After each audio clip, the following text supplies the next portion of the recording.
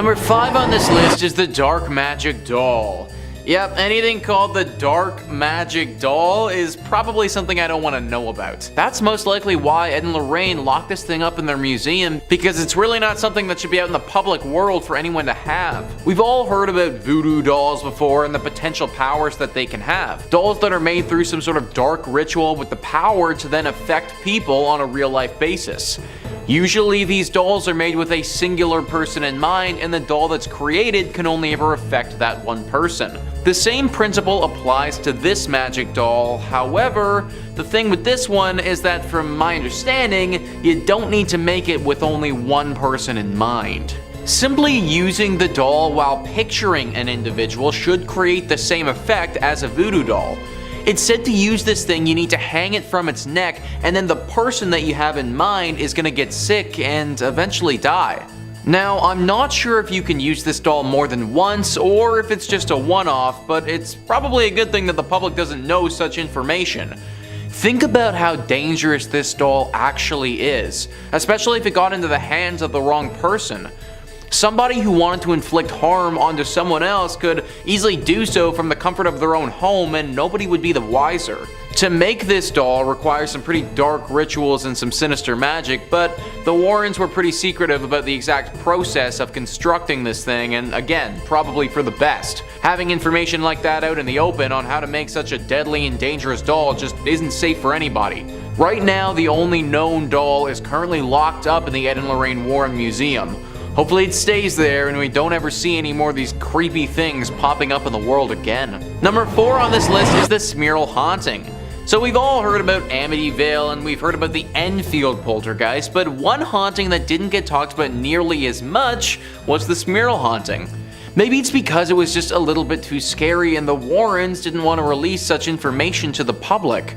An article discussing the 7 best cases from Ed and Lorraine writes, in 1974, Jack and Jeanette Smurl moved into a house on Chase Street, West Pittston, Pennsylvania. Strange occurrences followed, leading the Smurls to believe that a demon possessed their home. They claimed the demon had slammed their German Shepherd into a wall, bit Jack's ear, and pushed one of their daughters down a flight of stairs. Both Jack and Janet were said to have been assaulted by the demon. In 1986, they contacted Ed and Lorraine Warren, who confirmed that their house was indeed haunted. Ed Warren would go on to say that he had witnessed a dark mass form inside the home and that the demon had left him a message telling him to get out. Now, one thing that I think gets glossed over a little bit in this article is the time that these people moved into their home compared to the time that Ed and Lorraine actually showed up. 1974 is when they entered this house, and Ed and Lorraine didn't get there until 1986. These people were living in a home that was severely haunted, so much so that they were getting assaulted by a demon, and they were living there for over 10 years.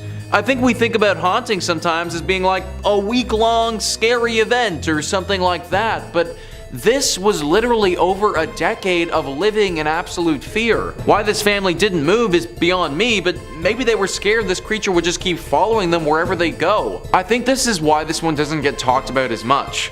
6 months is one thing, but 10 years is totally different. Ed and Lorraine knew that and probably didn't want to scare the public into thinking that they could get haunted for potentially their entire lives. Number 3 on this list is Ed's relatives. This is something that really doesn't get mentioned a lot, but Ed Warren saw demons just like the rest of the people he tried to help. I think the media often portrayed the Warrens as these almost superhuman individuals who were impervious to the will of paranormal entities, but Ed certainly struggled with this growing up and for much of his life. Apparently, Ed would be frequented by the ghosts of long-past family members.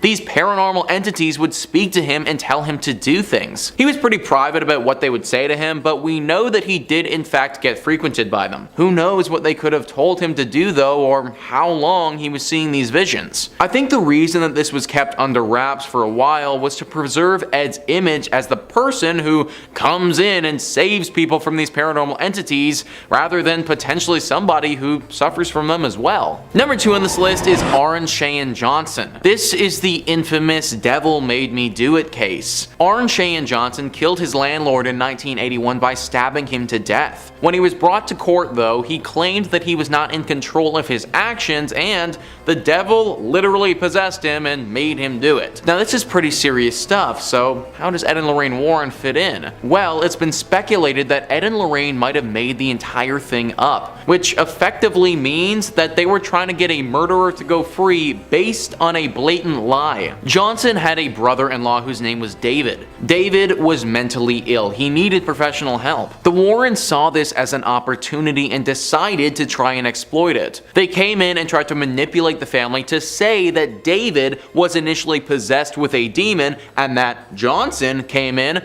told the demon to take his body instead, and saved David from said demon. If the public believed this, then the Warrens would be smack dab in the center of a massive demon case. David and his family would get a lot of money from publicity deals, and the murderer Johnson would get off scot-free. It was a win-win-win for everyone except the justice system. Well, David's family wasn't happy about it after some thinking. They ended up suing the Warrens, claiming that they manipulated them and tried to get a guilty man to walk free, which if everything that I just said is true, they did actually do. Just another secret that came out that they didn't want to be revealed. And finally, number 1 on this list is Annabelle. In our last part of the series, we were breaking down some of the Warrens' cases and talking about how some of them may have been fraudulent. Well, a lot of you were commenting on that video asking about one of their most famous cases that I haven't brought up yet.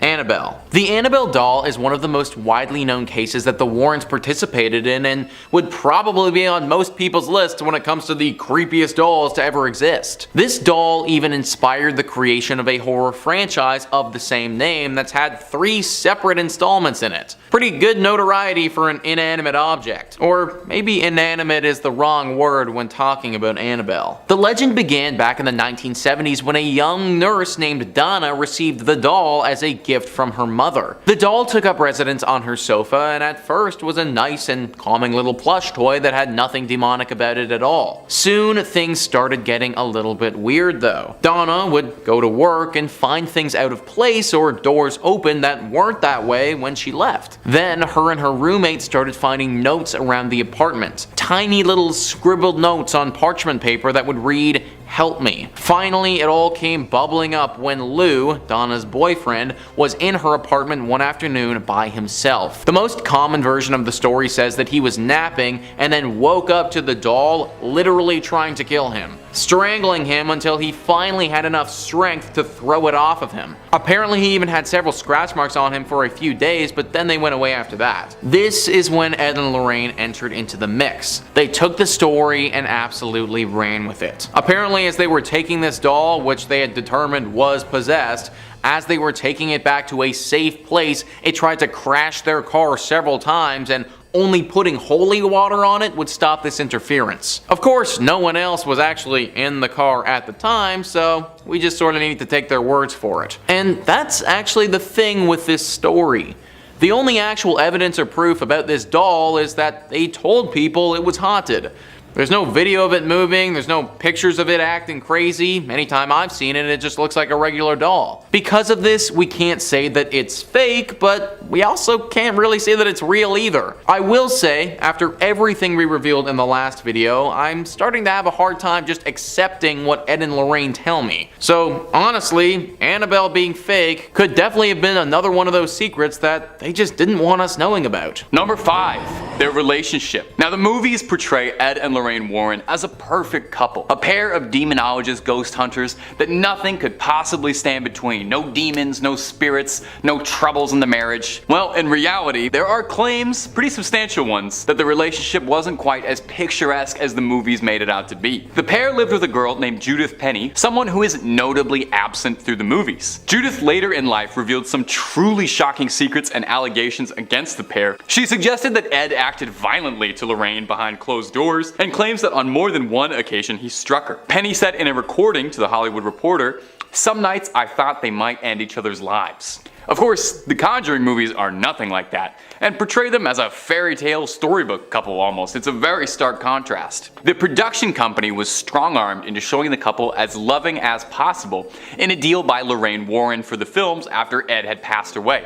A producer for the Conjuring films, Tony DeRosa Grund, spoke out against Ed Warren in an email to top Warner Brothers executives, referring to him as a violent husband and a criminal. He said Lorraine enabled, she knowingly allowed an illegal relationship to continue for 40 years. They lied to the public. Now we've got lots of videos on Ed and Lorraine Warren, whether you're a fan or a hater. We've got lots on the topic. But if that's not your jam, we've got cryptids, conspiracies, true crime, fake crime, aliens, pretty much anything scary under the sun. Top 5 Scaries got a video for.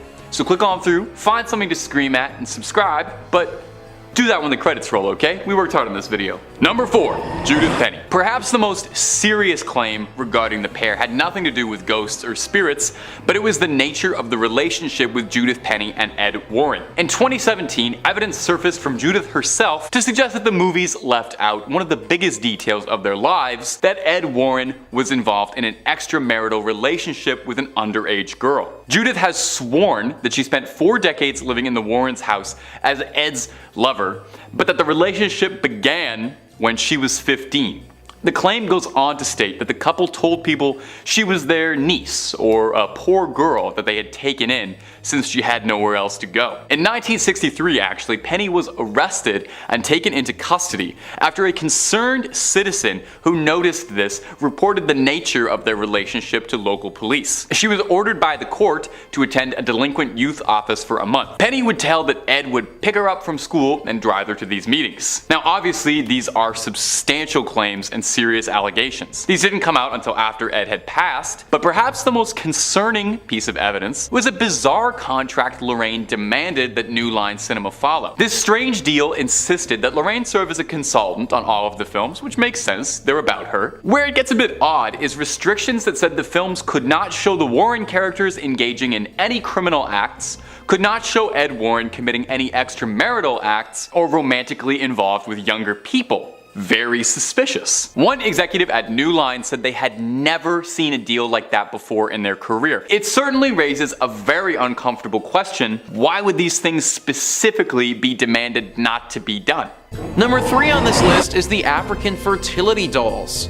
Tony Spera goes into detail about these dolls on the official Ed and Lorraine YouTube channel, and the story is pretty creepy. Apparently these dolls, which are now in their possession, were originally from Africa. They were made by an African witch doctor, but were then stolen from him and brought back to America. They were sent to a police officer who was in on the theft and thought that he could get some serious value for some authentic African fertility dolls. What he didn't expect was for these dolls to take his life. After he acquired these dolls, he soon became paralyzed from the neck down and, after some time, succumbed to this disease and died. These dolls are cursed, and after stealing them from their respective owner, took the life of those who were responsible. Now they're in the museum, and Tony warns us on the YouTube channel about ever touching them, for a similar fate could happen to us. It's stuff like this that really flew under the radar during Ed and Lorraine Warren's time. But the fact that these dolls exist, and there are probably many more of them in the world, is truly very terrifying. Number 2 on this list is the Southend Werewolf. Born and bred in the Essex seaside town of Southend, the first inkling of trouble came when William Ramsey was just 9 years old. Like any normal child, he was outside in his back garden when he began to feel strange. It was deep into one Saturday afternoon in 1952 when an icy blast of frigid cold swept over him. Perspiration froze on his skin and a foul stench came close to making him vomit. The bewildered youngster only had 2 things on his mind: running away to a life on the ocean wave and wolves. By this time he was close to the garden fence, and only the calls of his mother brought him out of whatever had gripped him. However, something else took complete control of him instead. Intense and pure rage had installed itself firmly within his psyche. Using this and the adrenaline-fueled strength he now possessed, he had uprooted a fence post with the fence still attached to it and was swinging it like a club. Not even his parents could easily remove the post with their bare hands. That was a passage written by Les Hewitt talking about the beginning of the Southend werewolf case. This incident was the beginning of a long road for Bill. For 15 years though, he didn't have another episode until he started having dreams. Dreams that his wife would look at him and run off in fear after seeing him.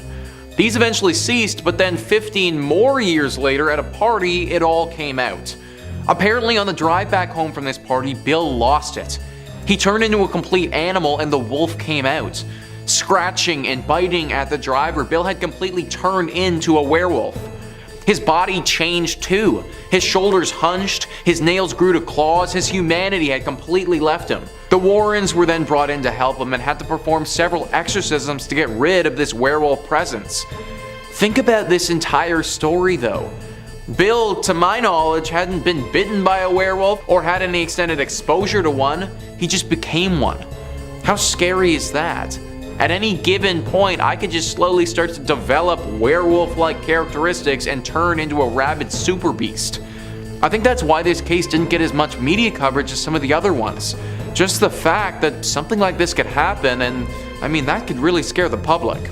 And finally, number 1 on this list is the Shadow Doll. So we already talked about some other dolls, but this takes it to a whole nother level. You know the horror movie franchise Chucky? Where the doll is possessed with a serial killer and it's out to get people, like that whole bit? Well, this doll makes Chucky look like the sort of thing you invite to your kid's birthday party. Yeah, it's pretty freaking bad. The Shadow Doll, for one, looks absolutely terrifying. It looks like this woman with a white face totally covered in black robes with chains and spikes sticking out of her. It's apparently made of bones and even has a human tooth in it. Now, even though this doll doesn't operate like Chucky and move around in the real world, it does something even more terrifying.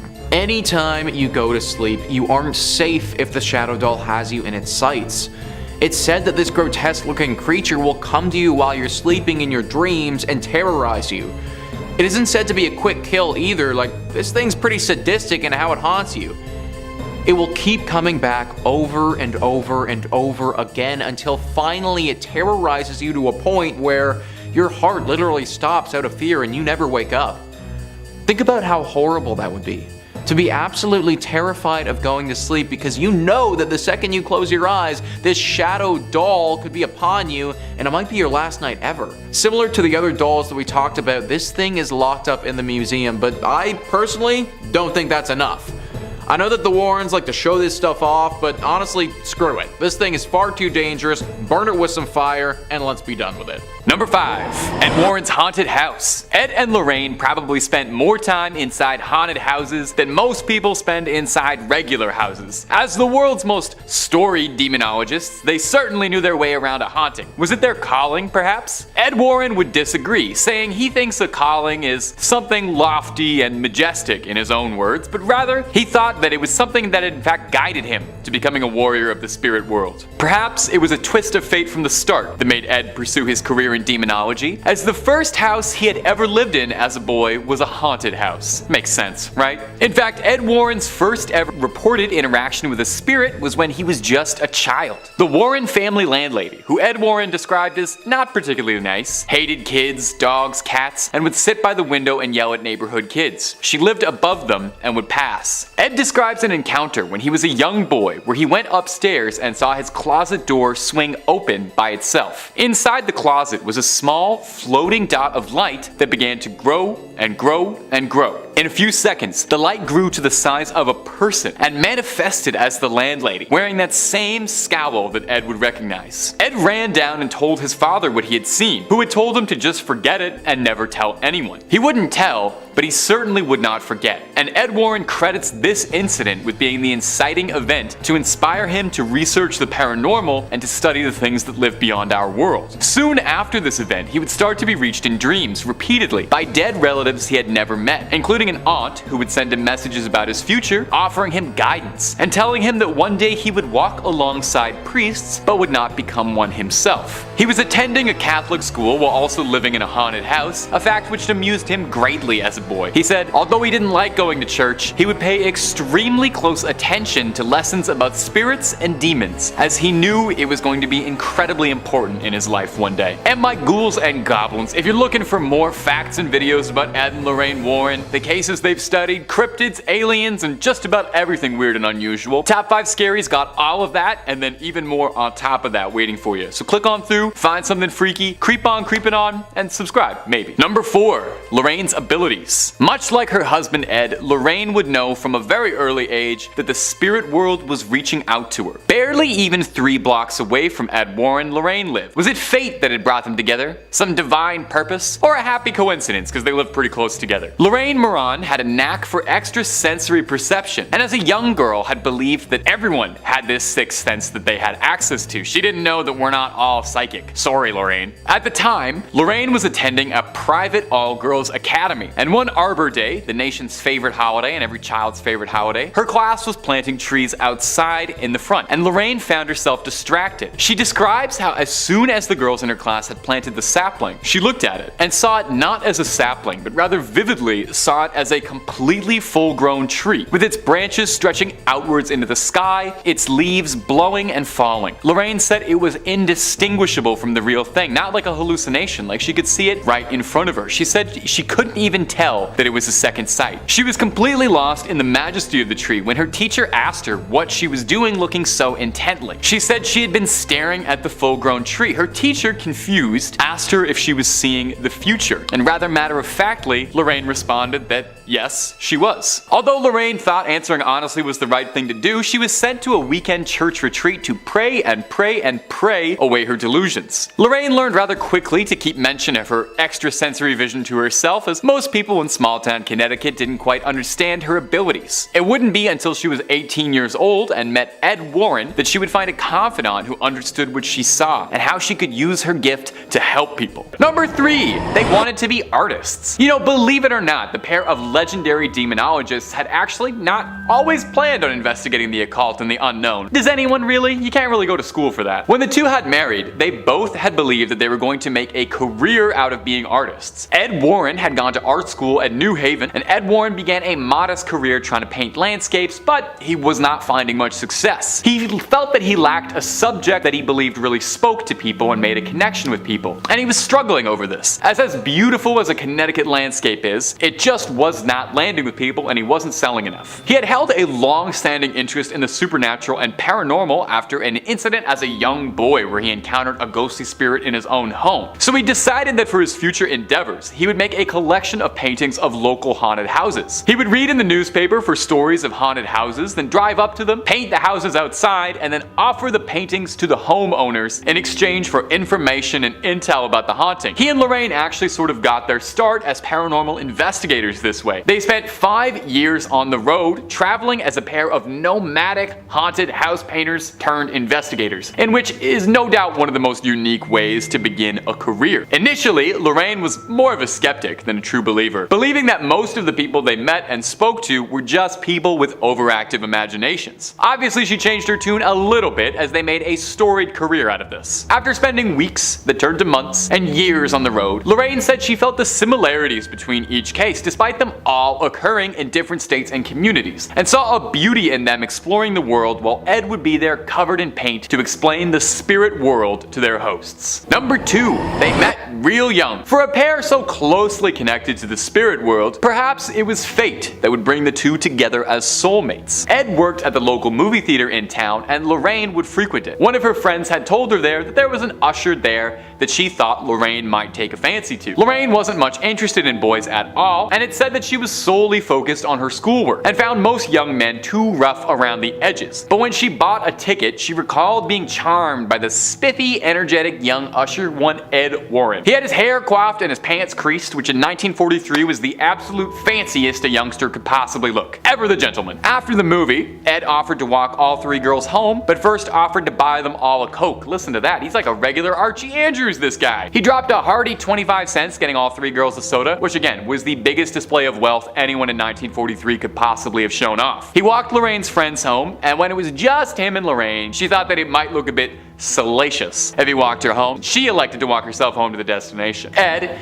ever the gentleman, nodded and took off. Lorraine claims that when she saw Ed walk away, she didn't see him as a 16-year-old, but rather claims she saw him fully grown, saw him exactly as he would appear as an adult. She wrote in her diary that day that she found the man she was going to marry. Was it fate that had brought them together? Was it a divine purpose? Or were there just not that many cute boys in Connecticut at the time? Ed would be sent over to serve during World War II during the Navy, and he married Lorraine pretty much as soon as he stepped back in Connecticut, and the pair married when they were only 19 years old and remained married to the end of their days. Number 1. They never charged money. Now, over the years, Ed and Lorraine Warren have received their fair share of controversy, accusations, and allegations about their intentions. There were more than a few people over the years who accused them of being little more than charlatans and grifters who were exploiting money out of people who just didn't know any better. The thing is though, while there is absolutely a conversation and a discussion to be had about whether or not they were wildly exaggerating cases or intentionally adding and stretching stories out to make them more exciting for better books and better Hollywood movies, the thing is, as paranormal investigators, they never once charged money for their services. Like I mentioned before, usually their way in the door was to offer a painting. They never asked for money out of the residents of any of their haunted houses or cases that they'd investigated. They probably just asked for the exclusive film rights to the story, if anything, and that's probably not even a joke. The way they mostly made money was by traveling to colleges and universities and giving lectures on the occult and paranormality. Ed and Lorraine, despite calling themselves demonologists, and that being the term most commonly associated with them, insisted that they were educators before they were paranormal investigators. That was their main goal. They had always wanted to make people aware of what had existed beyond the veil of our world. They had a goal of discouraging people from getting involved in what they didn't understand, saying that most of the people they met were young college-age couples, and they had hoped that they could steer them towards a more righteous path. This is why they founded the New England Society for Paranormal Research to uncover mysteries and ended up working on 100 cases since its founding. Now today, the foundation is run by the Warrens' daughter Judy and their son-in-law Tony Spera, who has taken upon himself to maintain the Warrens' legacy, including running their famed Museum of Haunted Objects. It's closed right now, hopefully just for some rearrangement. Hopefully Annabelle didn't break loose or nothing, but it is hopefully reopening back soon, so you can get back to peering at that collection of haunted relics and cursed objects. Number 5. The real-life Conjuring movies. Now the Conjuring films are most likely where most of us know anything about the Warrens from. You know, had they not been made, they might have just stayed local New England legends. Notable for their contributions to a few famous cases like the Amityville Horror or the Haunting in Connecticut, a couple other notable ones, but no doubt it was James Wan's Conjuring franchise that made the Warrens into household names and made them not only iconic characters in horror canon, but storied real individuals. But how involved in the films were they, really? Well, unfortunately, Ed Warren passed away before the first one was ever made, so Ed never got to see any of the Conjuring movies. But Lorraine Warren served as a close consultant on them, ensuring that the stories were being presented in an accurate way, accurately depicting the Warrens' relationship as well. Now, of course, there are some liberties taken here and there with the scripts regarding the hauntings, but hey, that's Hollywood. That's how the Hollywood game goes. Fun little trivia for you might not know, even if you're a Conjuring superfan, but the real Lorraine Warren does actually appear in the first Conjuring. I know you're saying, of course she does. She and Ed are the main characters, but I mean the real-life Lorraine Warren is a cameo in the first Conjuring film in a blink and you'll miss it scene. During one of the lecture scenes, you can see her sitting up in the front 2 rows in the crowd. Look for the very old woman who looks about 30 years older than all the other extras. That's the real Lorraine Warren. The actress who plays Lorraine's character in the films, Vera Farmiga, maintained a very close and personal relationship with the real Lorraine Warren, calling her a very close friend. After she passed on Instagram, Vera wrote, "She lived her life in grace and cheerfulness. She wore a helmet of salvation. She donned her sword of compassion and took a shield of faith. Righteousness was her breastplate, and she has touched my life so." Wow, that is an epic description of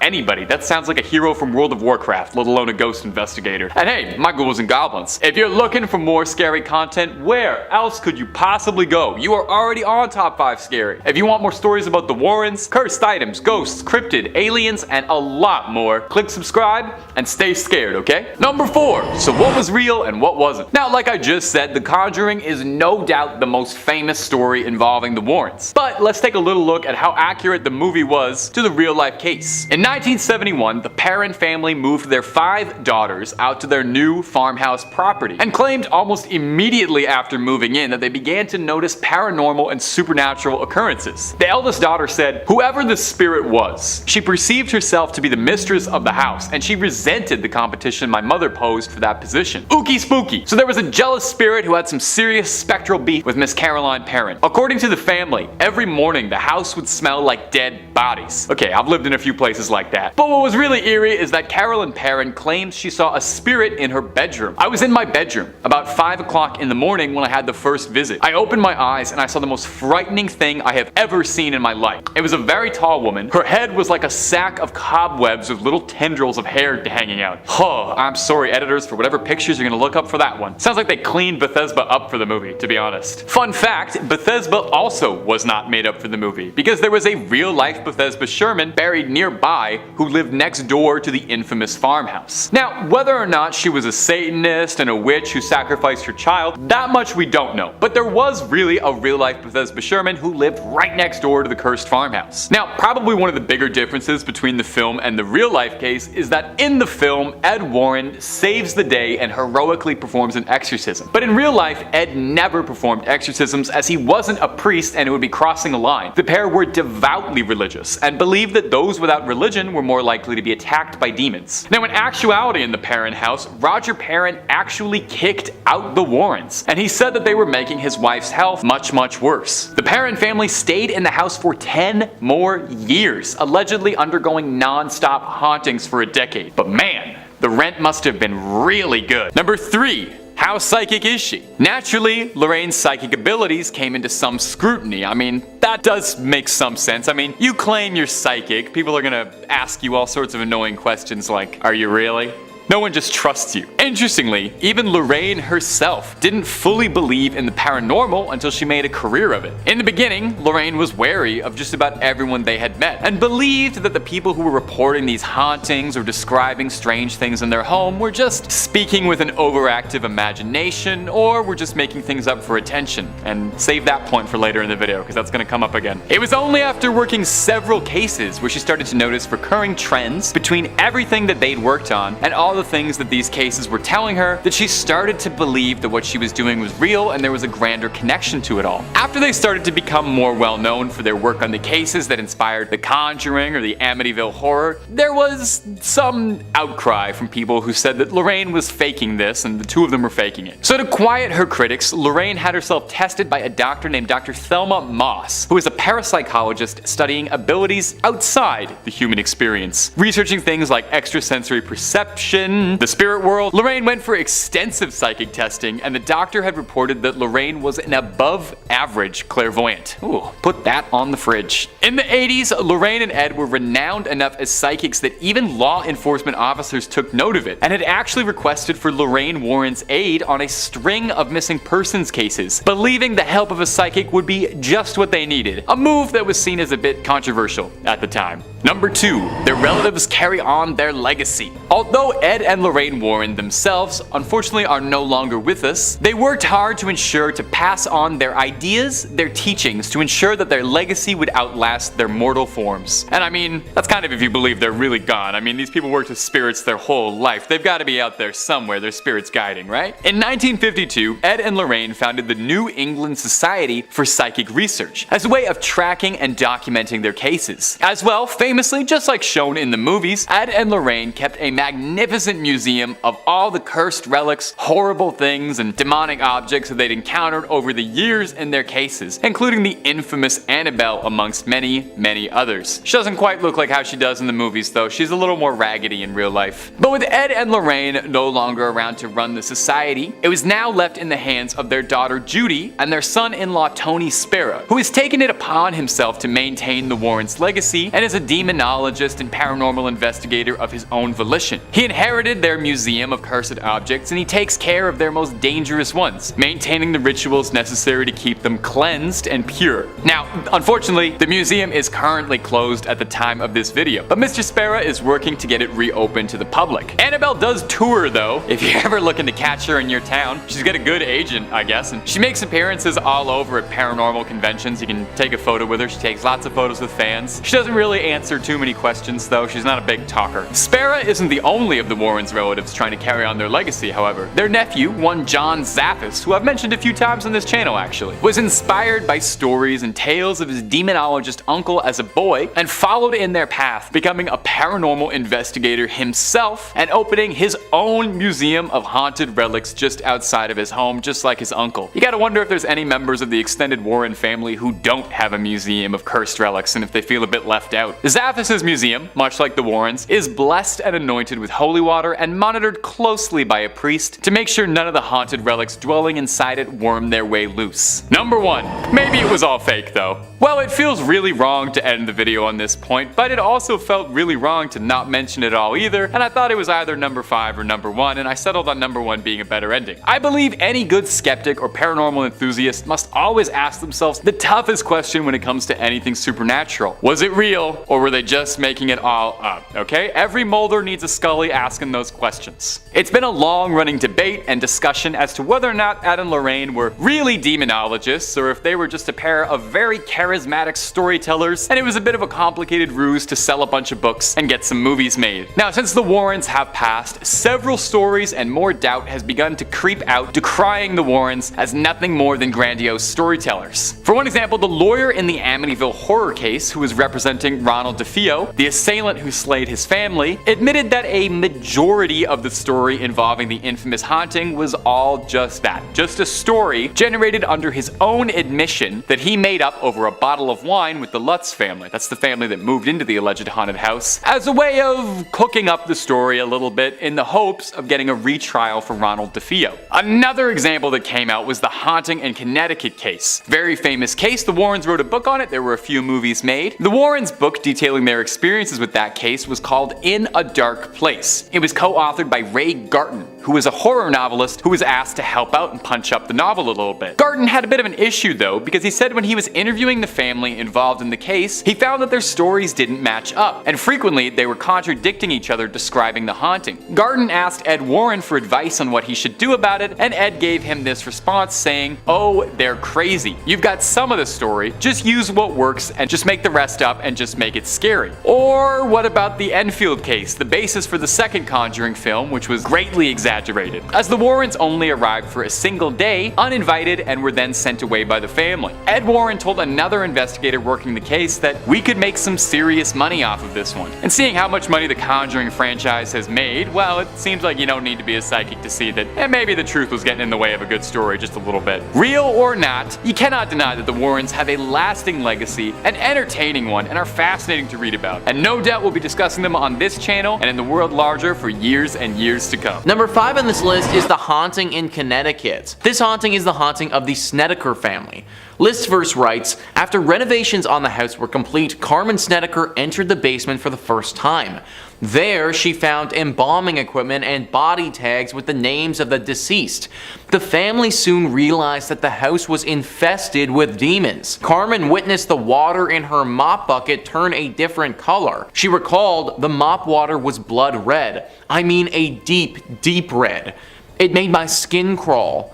The middle son said the lights were coming on and off and on and off even though there was no bulbs in it. Ed and Lorraine Warren assisted in performing an exorcism on the house, which has brought closure to the family. Since then, no further paranormal activity has occurred. The Snedeker family remained in the house for 2 more years before they relocated to Tennessee. So guys, all of this is well and good, and it's what the Warrens want you to believe. Is it true? Probably not. You see, they had someone come in and write a book about the events that happened here. He went in and interviewed the family multiple times, and it turns out that they couldn't keep their story straight at all. They were all over the place, and it felt like nobody actually knew what happened. Then he went to Ed and told Ed that he can't write this story because nobody has any idea what actually went down. And you know what Ed said? Just make it up. That's literally what happened, guys. The story about this place is just made up, and it was probably never even true to begin with. Also, while literal mop buckets were filling up with blood downstairs, the upstairs neighbor was totally fine and just living their life. Seems kinda strange that the demonic possession would differentiate between floors, but I guess that's what the Warrens want you to think. Number 4 on this list is the Vampire Girl. Now this is one of those cases that, if it's true, doesn't get enough of the limelight. The Warrens have dealt with werewolves before, and we actually looked into the Southend werewolf and what it's all about in one of our previous videos. But this vampire case, it never really gets talked about. The Warrens were brought in to deal with an 18-year-old girl who was going down a path of vampirism. This girl was very interested in death and the underworld. She started performing satanic rituals by herself and, as you'd expect, ended up becoming possessed. The possession was clearly vampiric in nature and the demon was hungry for blood. It's said that she would wait in cemeteries for unsuspecting victims and then attack them right when they got there. It was reported that 16 people were bitten by this girl and she would actually drink their blood. To my knowledge, nobody was killed, but there were obviously some pretty serious injuries involved. Now what strikes me as odd is why this case hasn't been discussed more. It almost feels a bit like a secret because it's never brought up and largely forgotten about. Yet, when you consider what actually happened and the events that transpired, this is one of the most shocking things they ever did. The fact that we don't bring up this case and talk about it more actually leads me to believe that if there is any truth to be had in the Warrens' exploits, it might be here. Maybe they were actually trying to protect the world from the truth here. The truth that vampires are potentially real. In third place, we have Catholicism as an undercurrent. This is probably the only thing that has always bugged me, and while it might be less of like a secret in the gotcha sense, allow me to explain. Hauntings Ed and Lorraine spoke about were caused by people who refused to conform to traditional family values. Only people who submitted to the patriarchy and the church could be safe in their eyes. Their 1980 book, The Demonologist, kind of explains it all. That Ouija boards would get you haunted, but so would reading books about witchcraft, owning an image of a non-Christian deity, or attending conscious-raising groups. The horror in Amityville was supposedly aggravated when the unlucky homeowners engaged in the unholy pagan practice of, meditation. Addiction, depression, and disobedient children were all satanic. Hate, rage, despair, misery, drunkenness, and a sense of worthlessness will attract the demonic in a snap, according to Ed. One story in The Demonologist centers on a young woman who succumbed to evil after being fornicated with against her will. I do own this book, and I remember that not sitting super well with me. It was essential not just to stick with the status quo, but to be satisfied, with Ed going on record as saying, that a happy home is one's best defense, and even the most powerful exorcism will be effective only if you keep up an emotional atmosphere that does not attract such entities. And while I do believe this to an extent, not so far as Ed does. That atmosphere would involve going to church, by the way, saying that once a week was a good start. Yeah, I don't go to church. When you really think about it, the Warrens' entire basis of work kind of relied on victim blaming, evil that could, only happen to people who were already evil themselves. So personally, I don't agree with this whatsoever. Bad things do happen to good people, and not just because they don't follow Catholicism doesn't make someone evil. If you don't see what I'm seeing, allow another quote from Ed to help clarify things. People who do negative or patently unnatural things are essentially doing the devil's work for him and actually attract negative spirits to their side. Ed Warren was the homophobic brand of Catholic. Yes, I'm fully aware that not all Catholics observe this, and while most do not, Ed fell under that specific strain that sadly does. As a queer gal who didn't fully learn this until today, it kind of broke my heart that people who were so open to helping others and the unknown could be so close-minded. In second place, we have fraudulent items in their museum. So Ed and Lorraine were investigating numerous cases from the 1950s until they passed, right? And they founded like a whole society devoted to the research and investigation of the paranormal in 1952. Not to forget their entire museum attached to their home dedicated to objects from their cases. So, explain to me how their website only has 10 public case files, and why so much from the museum looks like leftovers from a spirit Halloween. Doesn't anyone else find it pretty suspicious that we only get details from their really big news cases, while artifacts from other lesser cases are barely a footnote and have no story or witnesses attached? So in one corner of the Warrens Occult Museum is the skin of a tiger that is said to have killed 33 people in India while possessed by a demonic spirit. But yet, when I try to research this were-tiger, I find no account of any reportings in history about such a case, outside of, their quotes, or any offers from Ed and Lorraine to go into detail about any events leading to how it came into their possession. Seriously, Take a look at some of this stuff. Given what I know about modern day Satanism, that idol looks like a paper mache alien mock-up. Well, most folks who practice Satanism don't actually pray to any sort of idol, or to the devil himself. But sure, for a moment I'll pretend like that's real and move on to the, black magic skull, which just looks like a cheap haunted house prop for a glow-in-the-dark room. Ditto for the, chilling masks. You know what, actually that's a lie. I've seen cosplayers make better masks. I'm not going to even try to rationalize the skull with horns or the recreation of the Witch of Monroe. Y'all don't need to see me fuming right now. In first place, their personal life. So if you watch the film franchise, you'd think Ed and Lorraine had a pretty ideal, wholesome, perfect Americana family style life. But the reality isn't so shiny or pure, despite what, they preach all the time. In the early 1960s, Ed Warren initiated a relationship with an underage woman with Lorraine's knowledge. Ed was in his mid-30s when he met Judith, who was exactly half his age. Yucky. Having not yet gained enough fame as a self-trained demonologist to pay the bills, Ed was working as a city bus driver in Monroe, Connecticut, while Judith was a student at Central High School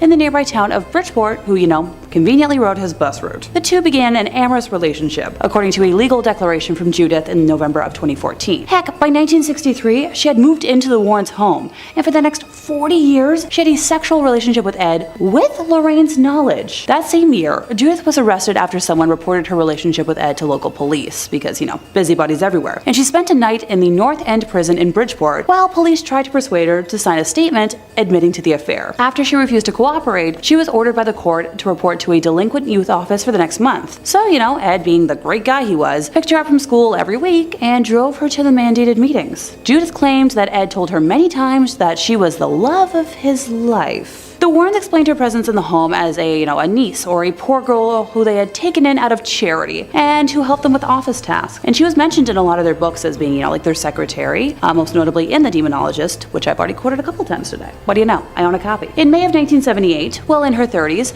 Judith became pregnant with Ed's child, and Lorraine persuaded her to have an abortion because the birth of a child could become public and any scandal could ruin the Warrens' business. Now, if that wasn't awful enough, Judith has also claimed that Ed was, on occasion, physically offensive to Lorraine. Judith described one night in particular where she saw Ed slap Lorraine so hard she lost consciousness. Early on, she said, she witnessed him backhand his wife. While it might be easy to dismiss all these claims as, hooey, or someone trying to make something out of nothing, there's an interesting element from Lorraine that kind of proves this to be true. So when Lorraine signed on to consult on the Conjuring movies, she got a contract that states that the movies will not feature negative information about the Warrens, mentioning specifically intercourse with minors, youngling bad videos,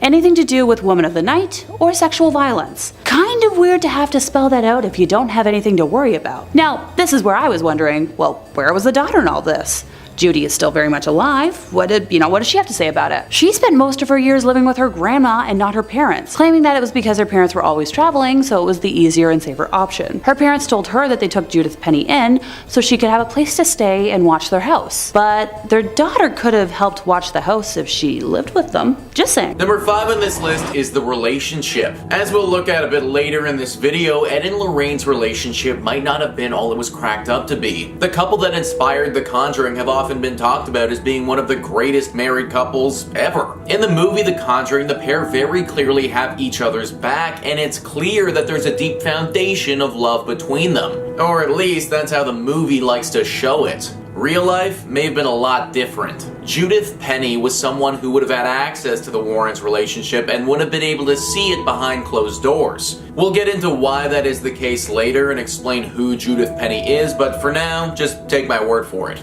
Apparently, she has come out and said that the Warrens' beautifully loving relationship that we saw on screen is all a bunch of baloney. In truth, Ed was extremely violent and toxic to Lorraine. This toxicity would manifest itself in many different forms. Oftentimes, it would come out in harsh, verbal abuse that felt as if it was coming right from thin air, totally unprovoked by Lorraine. However, occasionally this would manifest into physical abuse. Judith has come out and said that one particularly bad evening, she saw Ed backhand Lorraine across the face with all his might, and apparently she lost consciousness. Now, Lorraine wouldn't just sit there and take the abuse either, she would fire her own shots as well. Judith thought that some evenings one of them wouldn't even be waking up the next morning based on how much they were fighting and how intense it would get. This has all the telltale signs of a horribly toxic relationship. The pair were just very good at hiding it. Number 4 on this list is the Amityville horror story. I feel like you've heard this story before, guys. Arguably the most famous of all the Ed and Lorraine Warren cases, this singular case launched the pair onto the main stage as being some of the biggest demonologists and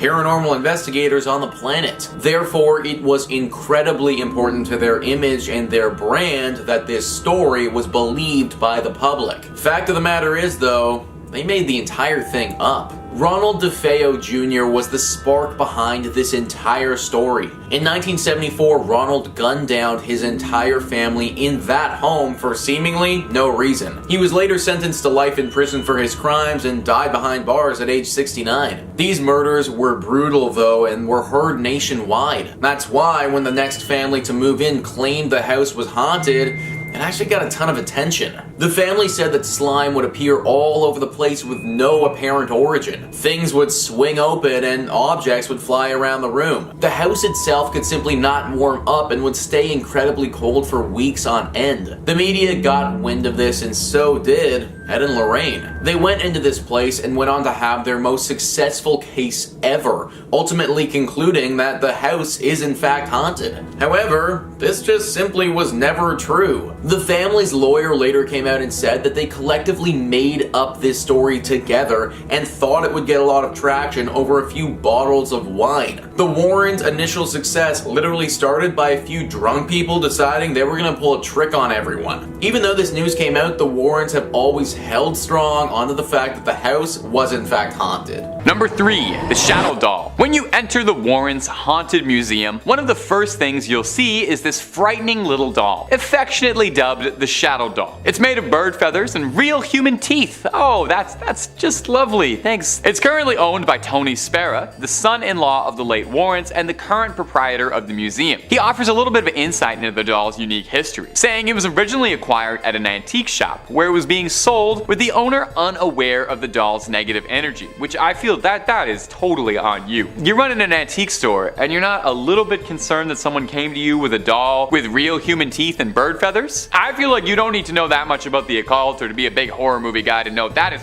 definitely cursed. If somebody comes in and drops a doll off of your store that has human teeth, your first response has to be to chuck that thing in the ocean, not put a $14.99 price tag on it. Oh, anyway, Spera claims the doll has an insidious little gift inside of it, and that's if you take a photograph of the doll and then the photo develops, you write a curse that you'd like to inflict on the back of the photo, and then you send it to your victim. The person who then opens the envelope and sees the doll in the photo will invite the curse into your home. And I know what you're worrying about right now. Are you cursed right now watching this video? Nah, you're good. I think digital photos are fine, and besides, I would never write any curses on any of these photos. And if I was ever gonna curse you, I would curse you to always make the right amount of pasta and have your crush text you back. I would only curse you something real nice. Now my big question about the Shadow Doll is, do you think it gets jealous having to share museum space with Annabelle? How hard must it be to be the second most famous cursed doll in a museum of cursed dolls? People come in all day to gawk at your movie star sister, get autographs and selfies with her, and you just have to sit and stew. No wonder the doll is cursing people. I think it's got some repressed aggression. Number 2, the Southend Werewolf. This is maybe one of the odder cases in the Warrens' history, which is really saying something since the only thing the Warrens ever investigated was incredibly odd cases. This one was back in England again, in Essex. The Warrens got word of a particularly unusual case. This wasn't a haunted house or a poltergeist or a suspected demon possession or anything. This was someone claiming they had come down bad with a case of lycanthropy. There was a bad moon rising over Essex. A carpenter by the name of William Ramsey had claimed that since his youth, he had been cursed into transforming into a werewolf. Not every night or on full moons, but seemingly random times, the spirit of a wolf would overtake him and he would go feral. It hurts seeing someone live out your childhood dreams like that. He claims that he's been plagued his whole life, and his first transformation occurred when he was a boy. He was playing outside when he felt an icy breeze coming over his skin, freezing his sweat to his skin. He then said he felt a primal bloodlust and hunger coming over him, and he was overwhelmed by a pungent, awful odor. He flew into a fit of rage and found himself shredding a fence post with the fence still attached and chewing at wire mesh. Now for years he wrote this off as a strange incident. You know, something that every boy goes through when you're growing up. Puberty's a strange time. It wasn't until 1983 that the wolf came out to play again. William was out at the pub with his friends when he felt that familiar chill come over him. He He felt the sweat freezing to his skin and excused himself to go to a bathroom, and claims that when he looked into the mirror, all he saw back was a wolf's unmistakable snout and yellow eyes staring back at him. He called the cab home, but had to be held down by the driver because he was thrashing and lashing out at the driver and other passengers. Eventually, he composed himself, I think they gave him a milk bone, and he tried to live quietly after these incidents. It was in 1989 when Ed and Lorraine caught wind of the case. They invited him to get to Connecticut for a personal exorcism. I thought it was silver bullets that dealt with werewolves, but I guess that's probably a more permanent solution. Exorcism was probably the right way to go. Initially, William was skeptical, which I find kind of interesting. You turn into a werewolf, but you're skeptical that an exorcism will make a difference? Anyway, he ended up visiting, and reports claim that after a long night of violent thrashing, the wolf was finally exorcised, and since then, William Ramsey was able to find peace. And number 1, the satanic idol. I don't know, Ed and Lorraine, a satanic idol?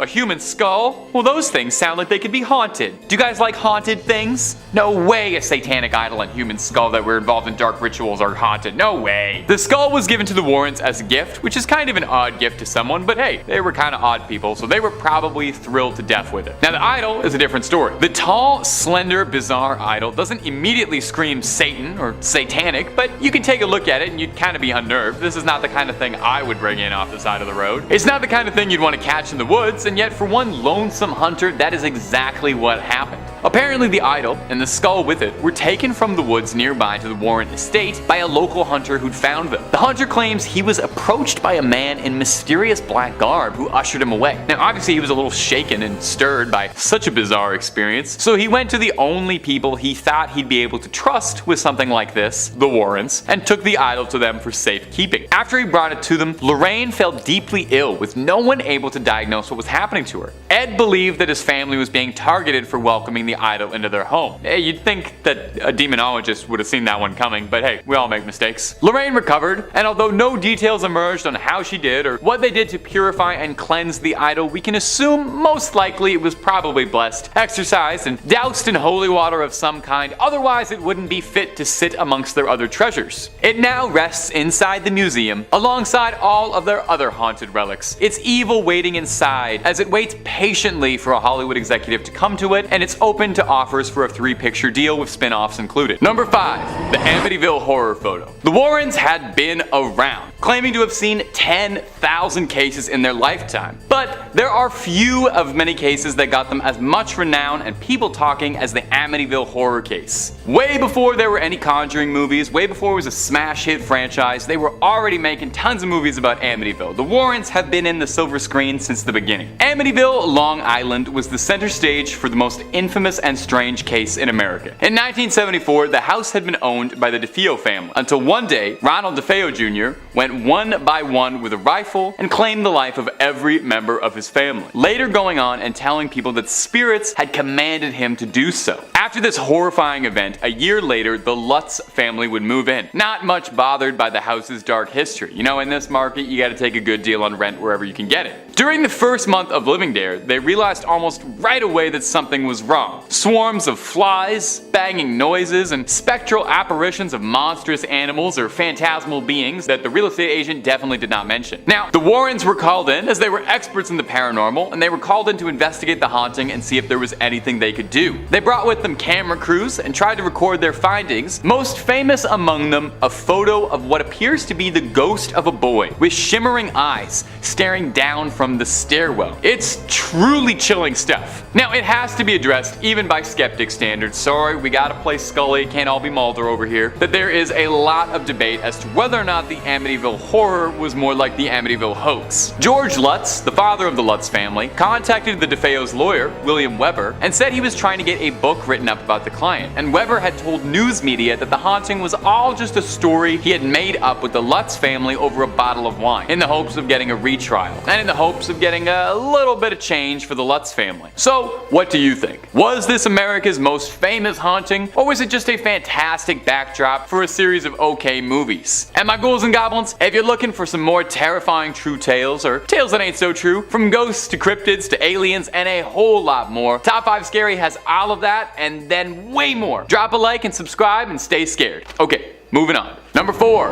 Enfield. Another very discussed case from Ed and Lorraine Warren's case files is the infamous Enfield Poltergeist haunting. It served as the backdrop for the second Conjuring film, although the second Conjuring took a bit more liberties than the other films. There was no Crooked Man or Valak in the original haunting story, but it's still pretty interesting to listen to nonetheless. It captivated audiences worldwide after photos surfaced showing what looked to be the young Hodgsons being possessed and thrown about the room levitating. It was 6 years after the Warrens had investigated the Perron family haunting, all the way in Enfield, England. The Hodgson family had been living peacefully there, helmed by the single mother Peggy Hodgson and her 4 children. It was the summer of 1977 when the youngest members of the Hodgson family seemed to be being targeted by spirits. They saw the dresser of their bedroom sliding across the room as if a powerful invisible force was pushing it all around. They would hear constant knocking from all over. Now the family called the police because they were worried that there had been a burglary, and when the officers arrived, they claimed that they arrived to a home where the furniture was free floating throughout the air. Pretty wild stuff. Now over the course of a year, psychics, investigators, amateur, and all kinds of paranormal enthusiasts came to the Enfield house in the hopes that they would be able to figure out the haunting and crack the case. Of course, it goes without saying that if this many paranormal enthusiasts were all congregating in one place, Ed and Lorraine Warren were definitely there. They were certain they had their hands on a classic poltergeist scenario. Now, like I said, between the film and the true story, they differ pretty greatly in this example. Really, the Warrens were not terribly involved with the Enfield haunting that much at all. In fact, they were barely there for a few days even. Most of the investigators that had arrived to the Enfield property had kind of suspected that it might have been a hoax, or that things had been largely exaggerated or misunderstood and stretched by people involved. But the Warrens believed that they had a good, firm case on their hands. Now, unfortunately, we can't ask them, so we can only speculate. Was that because there was a real spirit, a real haunting, or is it just because they had the foresight and they knew that this was going to make a great script for an entry in a movie franchise someday? In 1979, 2 years after the first reportings, the Enfield haunting mysteriously stopped. No more sightings, no more reports. Was it ever really there? Number 3,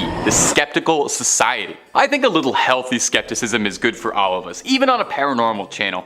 I watch paranormal stuff every single day of my life, but I like to approach it from a skeptical angle. What can I say? I'm more of a Scully than I am a Mulder. The New England Society for Paranormal Research isn't the only group in New England that was involved with the Warrens. Enter the New England Skeptical Society, existing as a bit of a rival to the Warrens. The Skeptical Society existed to uphold the tenets of science and reason versus paranormal speculation. The founder, one Stephen Novello, was a prominent neurologist and professor at Yale School of Medicine, and he did not think particularly highly of the Warrens. He was quoted saying, "You meet them and oh my god, you realize the guy had no idea what he was doing, didn't know the first thing about anything relevant to paranormal investigation or ghost phenomena." He was adamantly not a fan of the Warrens at all, even going so far as to decry their museum of the occult and cursed objects, referring to it as little more than off-the-shelf Halloween junk, dolls, and toys. Now the Warrens refused to allow the Skeptical Society to shadow them on a case or investigation numerous times, apparently, with various excuses each time. When sufficiently questioned about it, Ed Warren responded, "You can't have scientific evidence for a spiritual phenomenon."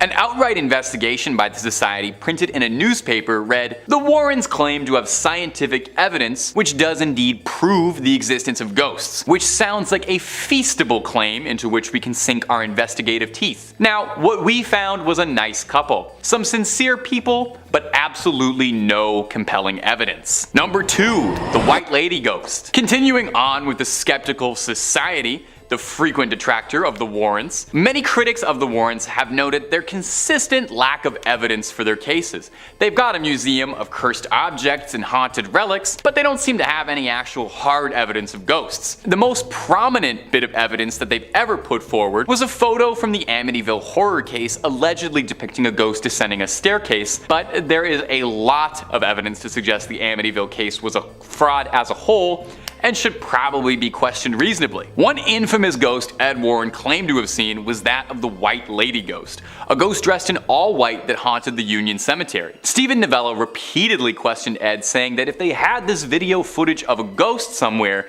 that it doesn't make sense why you wouldn't release that footage publicly to silence any critics or doubters. Eventually, Stephen was invited to the Warrens' home to watch the tape and was sufficiently unimpressed. Why don't you take a little listen to his review after watching the clip. The piece de resistance of the museum is Ed's video of the White Lady of Union Cemetery in Easton, Connecticut. We've only been allowed to view this tape in the Warrens' home because Ed refused to give it to us to analyze, a common theme in our investigations. The tape shows a white human figure moving behind some tombstones. Like videos of UFOs, Bigfoot, and the Loch Ness Monster, the figure is at the perfect distance and resolution so that a provocative shape can be seen, but no details which would aid identification. Ed Warren has not investigated this video with any rigor and refuses to allow others to do so. Despite Ed's insistence that he was engaged in research, he continued to jealously hoard his evidence rather than allow it to be analyzed. Now, detractors like Novella have suggested that the footage in question has been faked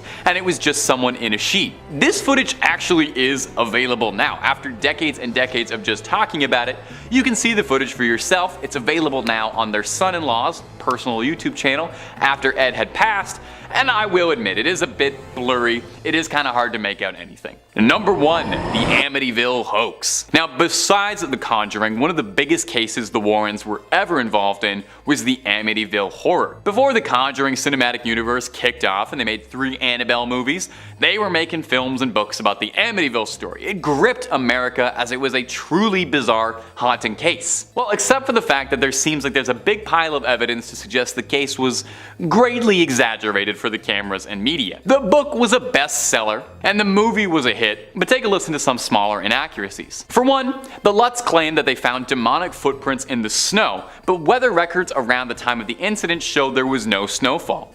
The book and the film also both refer to police being called to the house, but no records show that police were ever contacted during this time. Perhaps most incriminating is William Weber, who is the attorney for Ronald DeFeo, has claimed multiple times that the entire story was all a hoax collaboratively created between the Lutz family, novelist Jay Anson, and the Warrens. This wouldn't even be the first time it seemed like the Warrens were more interested in a good story than the truth. The Haunting in Connecticut story was written into a non-fiction novel by Ray Garton, a horror novelist who was commissioned by the Warrens to tell the story. He claims that he found the experience very frustrating as an author because while he was trying to report on the story, the Snedeker family involved in the case could not keep their details straight and were providing several conflicting stories.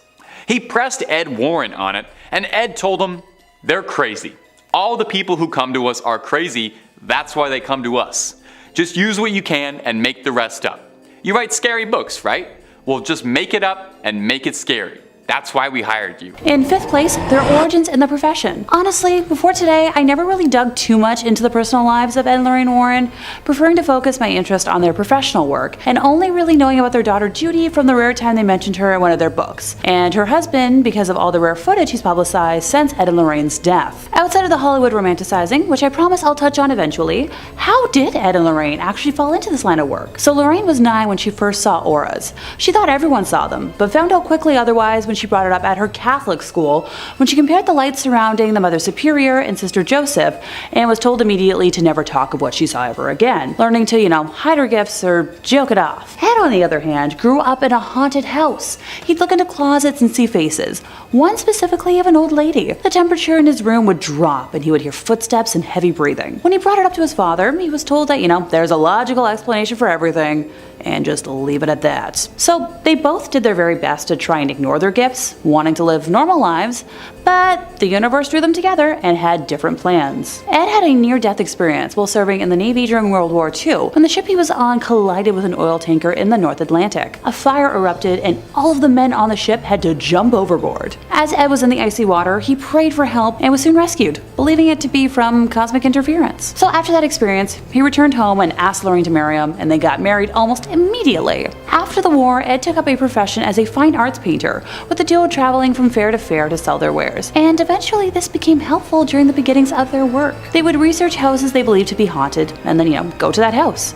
After Ed would paint the domicile, he would hand the painting to Lorraine, who would knock on the door and offer the homeowners the painting as, their ticket into the house. Once she struck up a conversation with the homeowner, they would learn more about the property and hauntings. If there were hauntings, that is. At one house, which already had, some local notoriety as a supernatural hotspot, Lorraine went into spontaneous trance and claimed that this is where she learned not to fear death.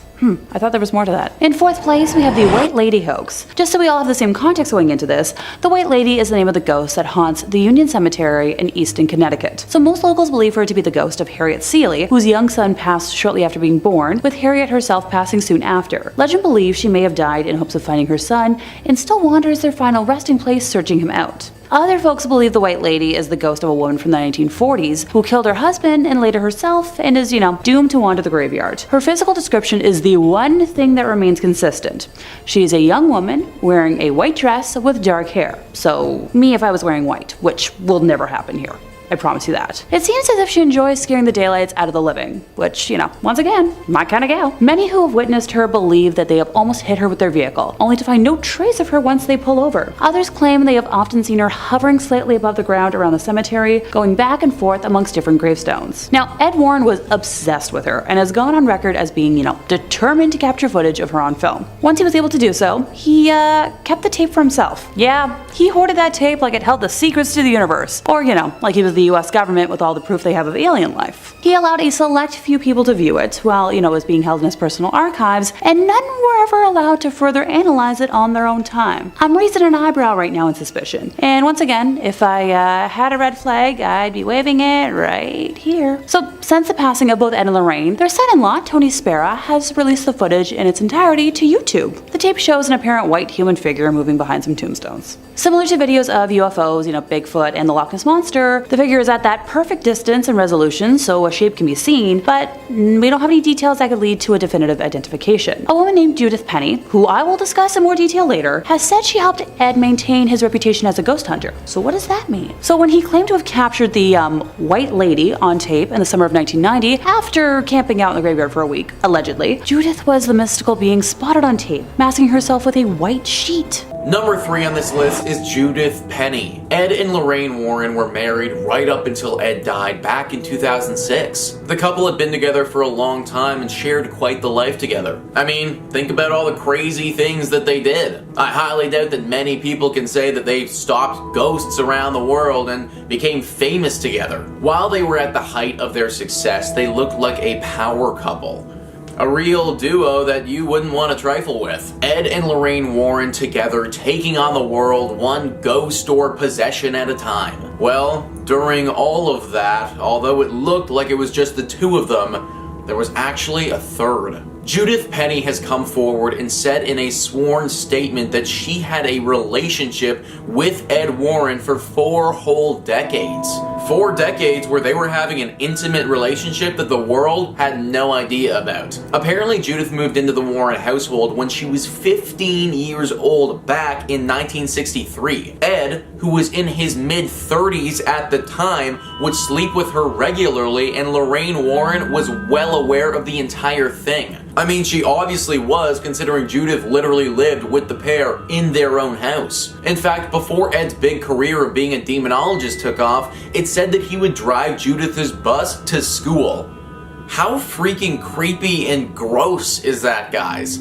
Literally her school bus driver, but also her lover while she's 15 years old. This relationship apparently went on until 2003, 3 years before Ed finally passed away. Obviously, the Warrens didn't want any of this getting out to anyone and kept it very hush-hush. She even had to have when she became pregnant with Ed's child, and that was kept under wraps. What we thought was this power duo was actually a sick and twisted trio that we knew nothing about. The Warren family, before Lorraine died, came out and said that they had no knowledge of the alleged conduct. Number 2 on this list is the Lady in White. The Lady in White was a ghost that was said to haunt the Union Cemetery in Connecticut. This was another one of the Warrens' most famous cases and gained a ton of notoriety.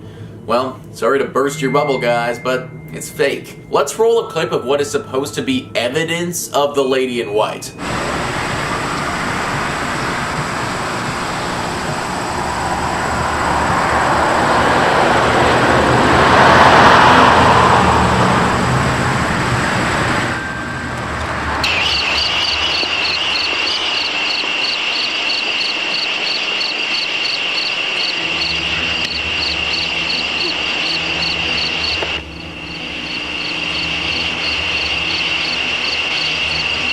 So first off, where the hell is the ghost there, and how on earth did this qualify as proof? Like, frankly, I hardly see anything at all, but even if I did, guess who's behind it? Judith. Yeah, the girl that Ed had an illegal relationship with was the lady in white, literally dressed up in a sheet, and the pair took some grainy pictures and videos together and claimed it was evidence. Just another secret that the Warrens tried to hide, but eventually it's bubbled to the surface. And finally, number 1 on this list is the smoke and the mirrors. We've already talked about the Amityville horror house and the lady in white here, and about how they're all fake. Well, guess what, folks? I hate to do this to you, but they ain't the only ones. Everything the Warrens did was just a bunch of smoke and mirrors. This Smurl haunting saw other experts come in and look at the space.